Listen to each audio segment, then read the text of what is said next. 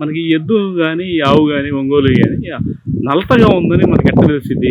ఎద్దు నెవరైపోవటం ఒకటి, ఎద్దు మాగండుగా పునుకోవటం ఒకటి, మేత అరుదుగా తినడం ఒకటి.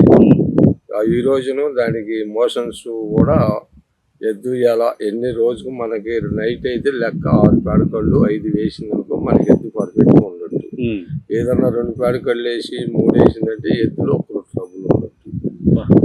అది ఆయా అప్పుడు మనం ఎద్దుకి ఏ ట్రబుల్ ఉందనేది ఆయగారు చేస్తే ఆయన డాక్టర్ పిలవటం కానీ లేదా ఆయన చూసి ఇది వాడతామని వాడు లేదన్నా గ్యాస్ ప్రాబ్లం కానీ వచ్చినప్పుడు దానికి తగింది ముందు పోసేస్తాం. ఈ విషయం మీకు ఎట్లా తెలిసింది? పేడకడ్లు ఇంత వేయాలి అనేది చిన్నప్పటి నుంచి అనుభవం ఉంది.